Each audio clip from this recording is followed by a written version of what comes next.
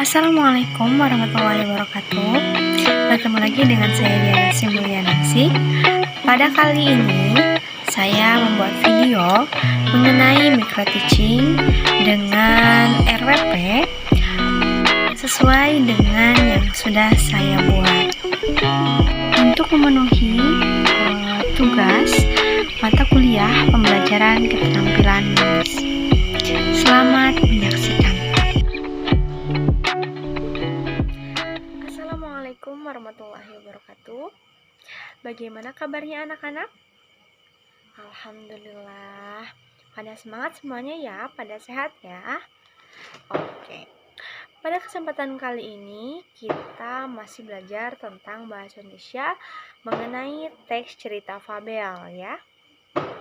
Nah, sebelum kita masuk ke pembelajaran, alangkah baiknya kita berdoa terlebih dahulu. Oke, kepada KM, silahkan pimpin doanya terlebih dahulu.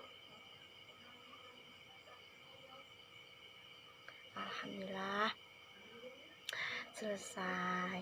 Semoga pembelajaran kali ini berjalan dengan baik. Amin. Nah, sebelumnya Ibu akan absen terlebih dahulu ya. Oke. Di sini siapa teman kalian yang tidak hadir? Masuk semua, alhamdulillah masuk semua, berarti pada sehat semua ya, pada semangat ya. Oke, sebelum kita masuk ke materi selanjutnya, Ibu akan mengulang kembali materi yang telah Ibu sampaikan pada pertemuan sebelumnya. Coba masih ingat nggak anak-anak tentang pengertian teks cerita fabel? Ada yang tahu, masih ingat? Oke, Ibu akan jelaskan kembali. Pengertian teks cerita fabel. Cerita fabel itu adalah cerita mengenai kehidupan binatang yang berperilaku layaknya seperti manusia, ya. Perilakunya menyerupai tingkah manusia, cara bicaranya dan sebagainya. Kemudian, cerita fabel tergolong ke dalam jenis cerita fiksi, ya. Cerita fiksi itu seperti suatu cerita yang bukan berasal dari kehidupan yang nyata, bisa disebut dengan khayalan atau cerita dongeng dan sebagainya. Dan cerita fiksi itu atau cerita fabel itu bisa disebut juga dengan cerita fiktif ya anak-anak ya. Cerita fabel disebut juga dengan cerita moral. Kenapa sih disebut dengan cerita moral? Oke, hal tersebut dikarenakan di dalam cerita tersebut mengandung suatu pesan ya, mengandung suatu pesan ya, yang ada di dalam cerita fabel tersebut dan biasanya sangat erat kaitannya dengan moral kehidupan.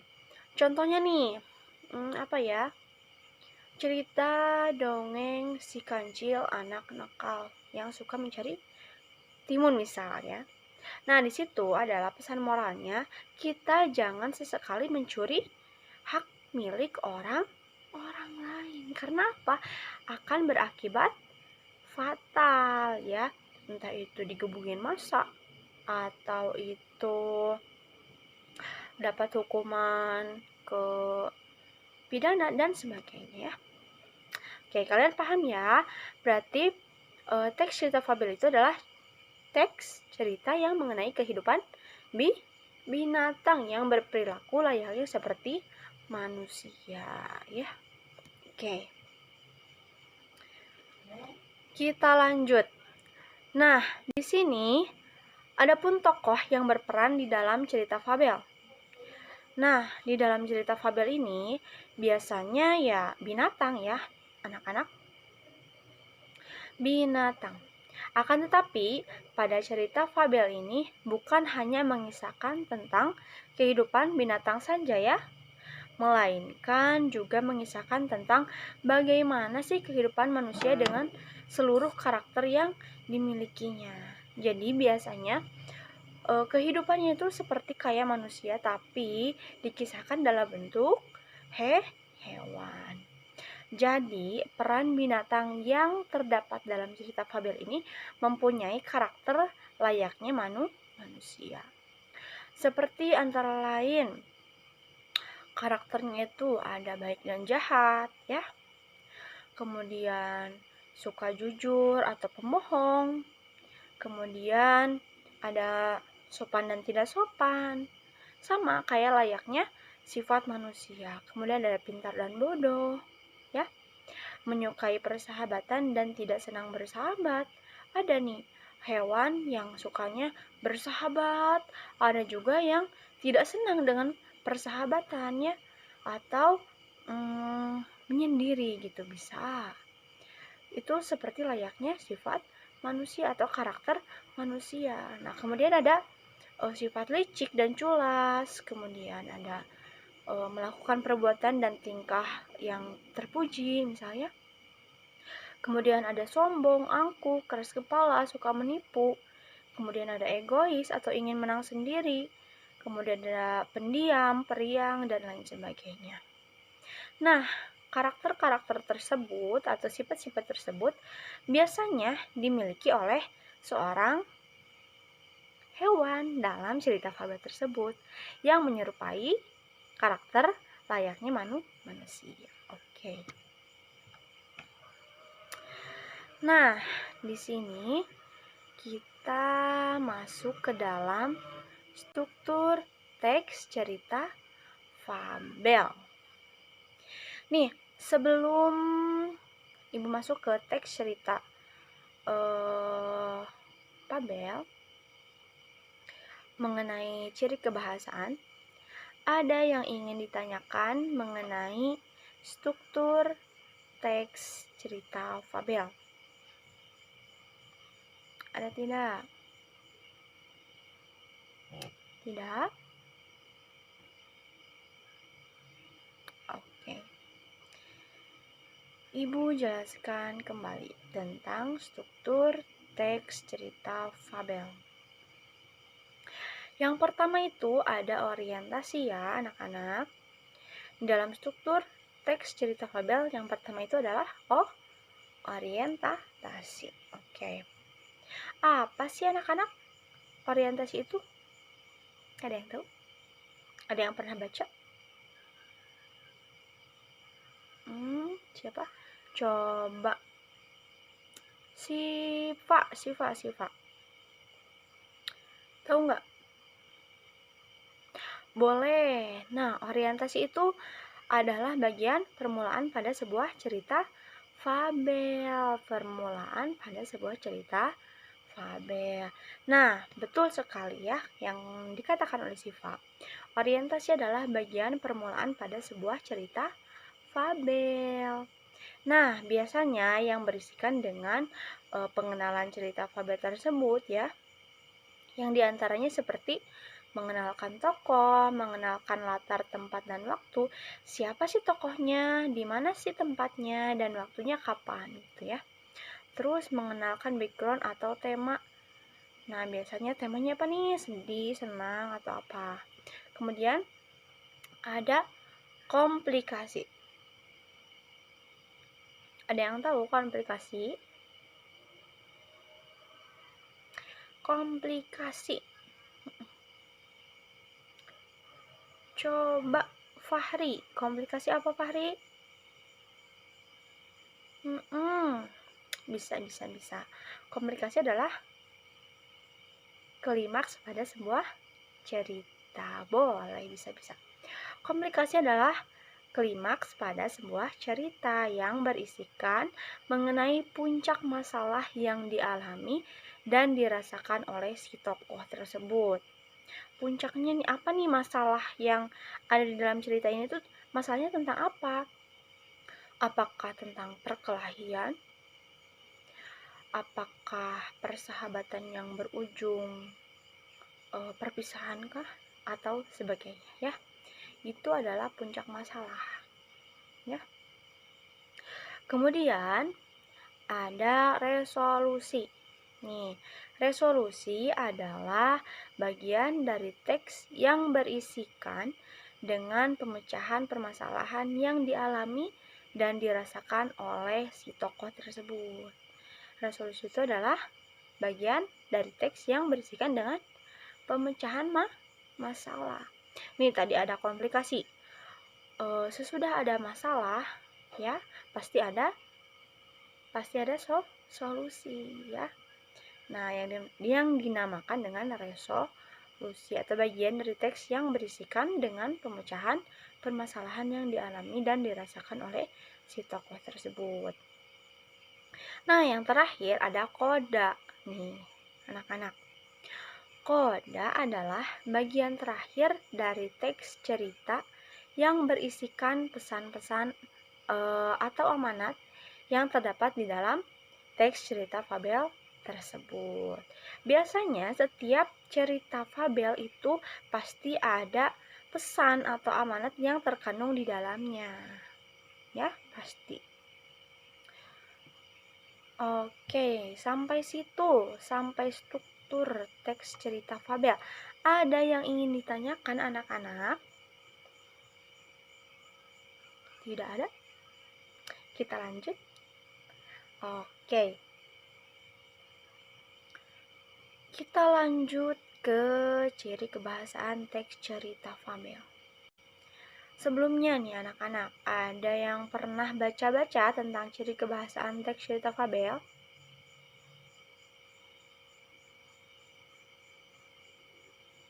Ada. Gimana tuh? Coba Aida. Bisa menggunakan kata sandang si dan sang. Oke. Si, kancil, sang, kera misalnya ya. Oke, bisa. Nah, oke, Ibu akan jelaskan ya. Ciri kebahasaan teks cerita fabel. Biasanya, ciri kebahasaan teks cerita fabel itu dalam teks cerita fabelnya biasanya juga digunakan kata keterangan tempat dan kata keterangan waktu. Pasti ya, harus ada keterangan tempat, keterangan waktu. Dirangkai dengan kata depan. Penulisan kata depan dipisah dengan kata yang mengikutinya, seperti di hutan berbeda dengan dimakan ya. Itu bukan kata depan. Di hutan, di ladang, ya. Kemudian di mana lagi? Dan sebagainya. Kemudian menggunakan kata sandang si dan sang. Oke, betul tadi ya yang dikatakan Aida. Menggunakan kata sandang si dan sang. Pada kata sang gagak atau si bebek, ya. Kata sandang merupakan sejenis kata penentu atau pembatas yang letaknya di depan kata benda atau kata sifat. Kata sandang tidak mempunyai makna tersendiri ya. Jadi tidak ada makna tersendiri. Jadi kayak sebuah panggilan gitu ya. Si kera, si gagak, si bebek, sang burung, sang elang, misal dan sebagainya. Yang apa tadi? Yang merupakan sejenis kata penentu atau pembatas yang letaknya di depan kata benda atau kata sifat tersebut. Oke. Nah, kemudian ada kalimat naratif atau peristiwa. Ya, anak-anak. Misal, katak mendatangi ikan yang sedang kehujanan. Oke, ya. Ada kalimat naratif atau peristiwa. Peristiwanya apa? Katak mendatangi ikan yang sedang kehujanan. Oke. Kemudian, semut menyimpan makanan di lubang. Itu adalah sebuah peristiwa ya anak-anak. Nah, kemudian ada ciri kebahasaan teks cerita fabel selanjutnya ada kalimat langsung yang berupa dialog para tokoh. Biasanya pada teks cerita fabel itu ada sebuah kalimat langsung atau percakapan antara si hewan A dan hewan B, ya. Nah, isinya itu percakapan mereka tentang yang dialami mereka, yang dibicarakan mereka, ya, mengenai judul cerita fabel tersebut. Kemudian terakhir ada menggunakan kata sehari-hari atau bahasa percakapan dalam situasi tidak formal. Nah, biasanya ya kayak biasanya kita mengobrol aja sama teman-teman kalian gitu ya. Berbahasa percakapan atau menggunakan kata sehari-hari. Misalnya, "Hey, sedang apa?" gitu. "Aku sedang bermain." Nah, itu biasanya ada pada teks cerita fabel, ya. Biasanya bahasanya itu tidak harus formal gitu. Kayak bahasa sehari-hari aja gimana. Oke, sampai sini ada yang ingin ditanyakan?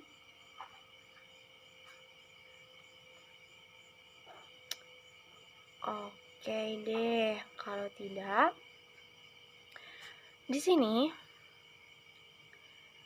Ibu sudah menyediakan sebuah contoh teks cerita fabel yang berisikan tentang tema kupu-kupu yang berhati mulia. Kupu-kupu berhati mulia judulnya tuh, anak-anak. Nah, coba anak-anak semuanya bagi kelompok. Terdiri dari 5 orang. Coba. Oke, Ibu hitung dari 1 sampai 5. 1, 2, 3, 4, 5. Oke, sudah semuanya ya.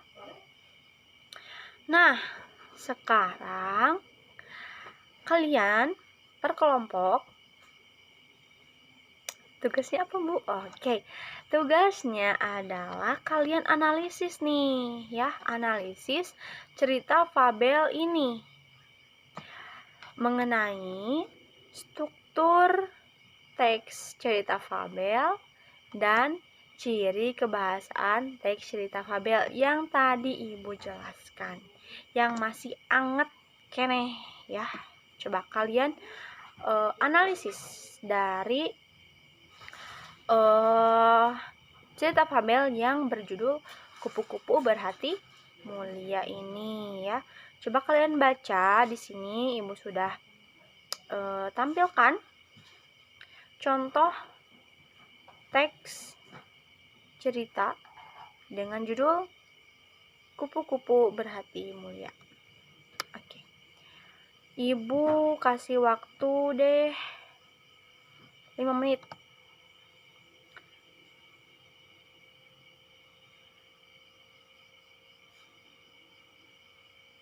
Sudah? Oke. Semuanya sudah ya? Nah, coba ada yang ingin ditanyakan nggak? Kelompok 1 ada yang ingin ditanyakan terhadap strukturnya kepada kelompok 2.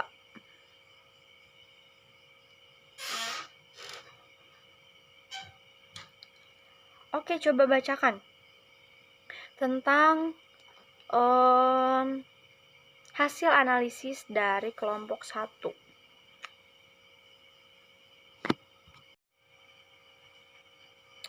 Oke, coba sekarang kumpulkan hasil analisis kalian, ya, di lembar LJK yang sudah Ibu bagikan tadi.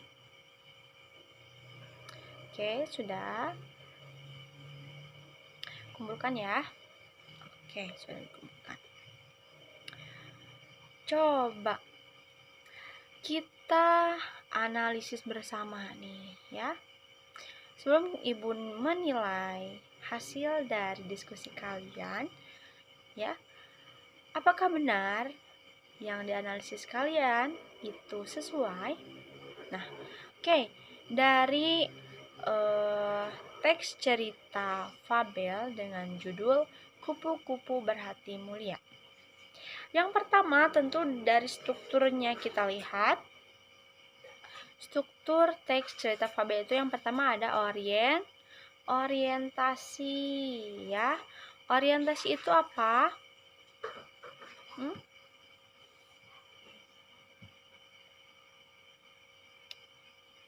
Bagian permulaan pada sebuah cerita fabel yang berisikan dengan pengenalan cerita fabel tersebut yang diantaranya seperti pengenalan tokoh, pengenalan latar tempat dan waktu, pengenalan background atau tema, dan lain sebagainya. Oke, nah pada cerita ini orientasinya adalah dikisahkan pada suatu hari yang cerah ada seekor semut berjalan-jalan di taman. Nah, itu ya. Berarti ada seekor semut berjalan-jalan di taman. Tokohnya siapa? Semut. Kemudian di mana tempatnya? Di taman ya. Sedang apa? Sedang berjalan-jalan. Ia sangat bahagia. Nah, kemudian karena bisa berjalan-jalan melihat taman yang indah, sang semut berkeliling taman sambil menyapa binatang-binatang yang berada di taman tersebut. Berarti sudah ketahuan ya, di sana ada beberapa hewan lainnya, tapi yang menjadi tokoh utama atau yang dibicarakan pertama itu adalah seekor semut ya. Nah, di sini ada ciri kebahasaannya itu tadi menggunakan kata sang ya, sang semut. Oke, latar tempatnya di mana?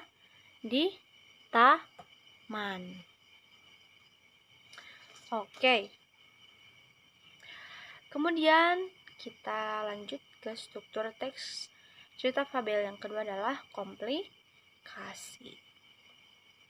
Di sini yang menjadi komplikasi pada teks cerita fabel berjudul Kupu-kupu Berhati Mulia adalah ia melihat sebuah kepompong di atas pohon. Sang semut mengejek bentuk kepompong yang jelek yang tidak bisa pergi kemana-mana. Hei, kepompong, alangkah jeleknya nasibmu. Kamu hanya bisa menggantung di ranting itu. Ayo jalan-jalan, lihat dunia yang luas ini. Bagaimana nasibmu jika rantingmu itu patah? Sang semut selalu membanggakan dirinya yang bisa pergi ke tempat yang ia sukai. Bahkan, sang semut kuat mengangkat beban yang lebih besar dari tubuhnya. Sang semut merasa bahwa dirinya adalah binatang yang paling hebat. Si kepompong hanya diam saja mendengar ejekan tersebut. Pada suatu pagi, sang semut kembali berjalan ke taman itu. Karena hujan, di mana-mana terdapat genangan lumpur. Nah, lumpur yang licin membuat semut tergelincir ke dalam lumpur. Ia terjatuh ke dalam lumpur. Sang semut hampir tenggelam dalam genangan itu. Semut berteriak sekencang mungkin untuk meminta tolong. Tolong, bantu aku. Aku mau tenggelam. Tolong, tolong, kata si semut. Nah, itu adalah menjadi komplikasi. Komplikasinya apa? Si semut itu meminta bantuan karena terjebak dalam lumpur ya. Nah, itu masalah. Kemudian ada resolusi. Ya, struktur teks cerita fabel yang selanjutnya adalah resolusi. Yaitu kita bacakan. Untunglah saat itu ada seekor kupu-kupu yang terbang melintas. Kemudian, kupu-kupu menjulurkan sebuah ranting ke arah semut. Semut, peganglah erat-erat ranting itu. Nanti aku akan mengangkat ranting itu. Lalu, sang semut memegang erat ranting itu. Si kupu-kupu mengangkat ranting itu dan menurunkannya di tempat yang aman. Kemudian, sang semut berterima kasih kepada kupu-kupu karena kupu-kupu telah menyelamatkan nyawanya. Ia memuji kupu-kupu sebagai binatang yang hebat dan terpuji.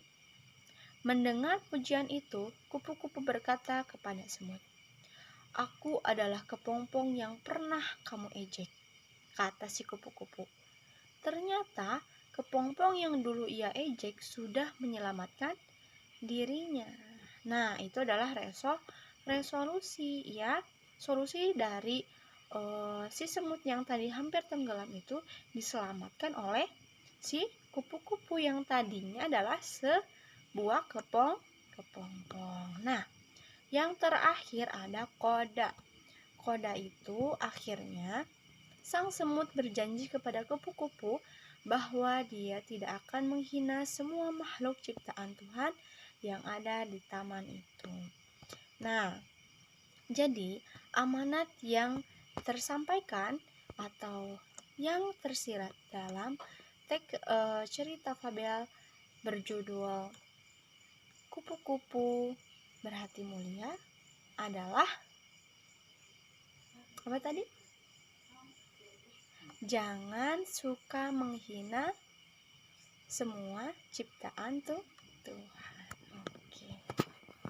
Oke, bagi kelompok yang sesuai dengan apa yang kita bahas tadi mengenai struktur dan ciri kebahasaan teks cerita fabel dengan judul Kupu-kupu Berhati Mulia, Ibu akan menilai pada pertemuan berikutnya. Oke. Sampai sini ada yang mau ditanyakan terkait tentang struktur teks cerita fabel atau ciri kebahasaan teks cerita fabel? Baik, semuanya sudah tersampaikan dan mudah-mudahan kalian sudah mengerti ya apa itu struktur teks cerita fabel, kemudian ada teks ciri kebahasaan ya. Nah, untuk pertemuan selanjutnya kita akan membahas materi yaitu membuat teks cerita fabel ya. Oke. Kita akhiri pertemuan kali ini dengan mengucapkan alhamdulillah bersama-sama. Alangkah baiknya sebelum kita menutup pembelajaran kali ini, kita akhiri dengan membaca doa bersama-sama yang dipimpin oleh KM kita. Amin. Alhamdulillahirrahmanirrahim. Sekarang semuanya berjalan dengan lancar dan pertemuan kali ini Ibu tutup sampai di sini. Wassalamualaikum warahmatullahi wabarakatuh. Nah, itu tadi adalah pembahasan dari tugas mata kuliah pembelajaran keterampilan menulis dari saya. Mudah-mudahan bermanfaat untuk kita semua, khususnya bagi saya sendiri. Wabillahi taufiq wal hidayah. Wassalamualaikum warahmatullahi wabarakatuh. Bye-bye.